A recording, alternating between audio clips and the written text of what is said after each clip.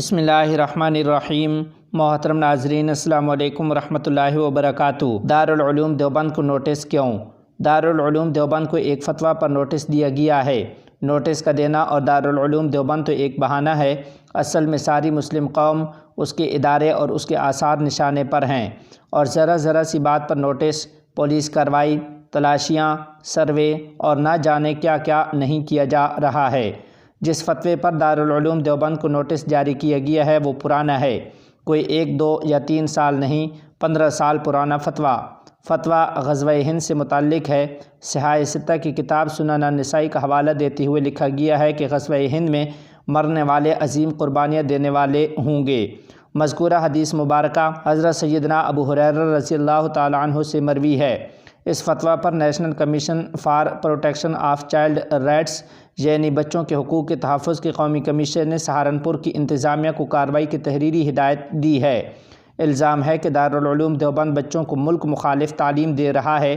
یہ ایک ایسا الزام ہے جس پر سوائے ہنسنے کے اور کچھ نہیں کہا جا سکتا۔ دارالعلوم دیوبند کی پوری تاریخ لوگوں کے سامنے ہے، چاہے جنگ آزادی میں بڑھ چڑھ کر حصہ لینے کا معاملہ رہا ہو یا ملک کو تقسیم سے محفوظ رکھنے کی کوششیں رہی ہوں، دارالعلوم دیوبند کے علماء اور فضلاء پیش رہے ہیں۔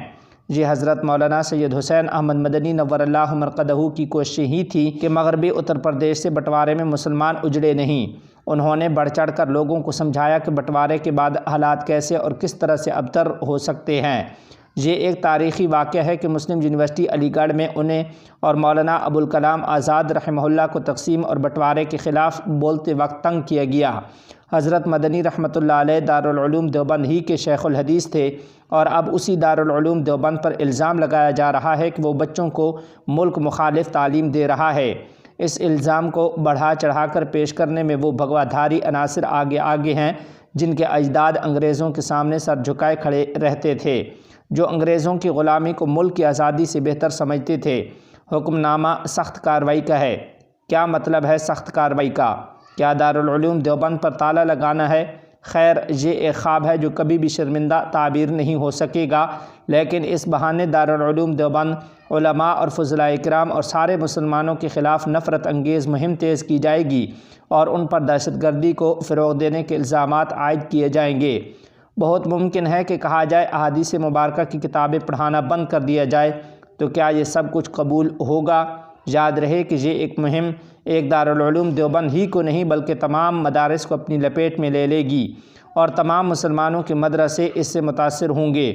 مدرسوں کے ذمہ داران کو چوکنا رہنے کی ضرورت ہے اور دارالعلوم دیوبند کے نوٹس کے خلاف متحد ہونے کی ضرورت ہے۔ یہ سوال دریافت کیا جانا ضروری ہے کہ بھلا 15 سال پرانے کسی فتویٰ کو کھوج کر سامنے لانے اور اس کی بنیاد پر نوٹس دینے کی ایسی کیا ضرورت پیش آ گئی؟ سوال یہ بھی کیا جانا چاہیے کہ کیا گزشتہ 15 سالوں کے دوران دارالعلوم دیوبند کی کسی فارغ التحصیل کو ملک مخالف سرگرمیوں میں ملوث پایا گیا ہے؟ یقیناً اس سوال کا جواب نفی میں ہوگا، لیکن ملک کے دوسرے اداروں سے فارغ نہ جانے کتنے لوگ ملک بیچنے کے الزام میں پکڑے گئے ہیں یا فرار ہیں، ان کے خلاف کارروائی کیوں نہیں کی جاتی؟ انصاف کے دوہرے پیمانہ سے بدامنی اور تباہی کے راستے کھلتے ہیں۔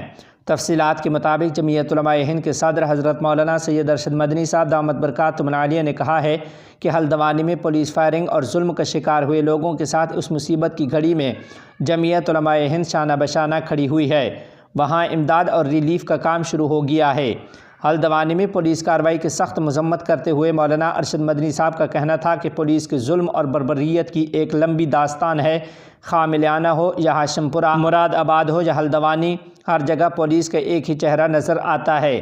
حالانکہ پولیس کا کام امن و امان قائم رکھنا اور لوگوں کی جان و مال کی حفاظت کرنا ہے، لیکن افسوس کہ پولیس امن کا داعی بننے کی بجائے اقلیتوں اور خاص کر مسلمانوں کے ساتھ ایک فریق کی طرح معاملہ کرتی ہے۔ حضرت مولانا سید ارشد مدنی دامت برکاتہم العالیہ نے کہا کہ یہ یاد رکھنا چاہیے کہ انصاف کے دوہرے پیمانے سے ہی بدامنی اور تباہی کے راستے کھلتے ہیں۔ اس لیے قانون کا پیمانہ سب کے لیے ایک جیسا ہونا چاہیے اور مذہبی طور پر کسی بھی شہری کے ساتھ امتیازی سلوک نہیں ہونا چاہیے، کیونکہ اس کی اجازت نہ تو ملک کا آئین دیتا ہے اور نہ ہی قانون۔ انہوں نے آگے کہا کہ ملک ڈر اور خوف سے نہیں بلکہ عدل و انصاف سے چلتا اور ترقی کرتا ہے، اور اگر ملک کی ایک بڑی آبادی خود کو غیر محفوظ تصور کرنے لگے تو یہ انتہائی خطرناک اور مایوس کن بات ہے۔ مولانا ارشد مدنی دامت برکاتہم العالیہ نے مزید کہا کہ یاد رکھیے، جمہوری نظام اور مساوات سے ہی کسی بھی ملک کی ترقی کا معیار طے کیا جا سکتا ہے، محض دعویٰ کرنے سے کچھ نہیں ہوتا۔ مولانا مدنی نے یہ بھی کہا کہ بلا شبہ فرقہ پرستی اور مذہب کی بنیاد پر نفرت پیدا کرنے سے ملک کے حالات انتہائی مایوس کن اور خطرناک ہیں، لیکن ہمیں مایوس ہونے کی ضرورت نہیں۔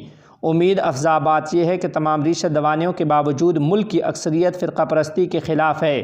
ہم ایک زندہ قوم ہیں، اور زندہ قومیں حالات کے رحم و کرم پر نہیں رہتیں، بلکہ اپنے کردار و عمل سے حالات کا رخ پھیر دیتی ہیں۔ یہ ہمارے امتحان کی سخت گھڑی ہے، چنانچہ ہمیں کسی بھی موقع پر اپنے دین، صبر، امید اور استقلال کا دامن ہاتھ سے نہیں چھوڑنا چاہیے۔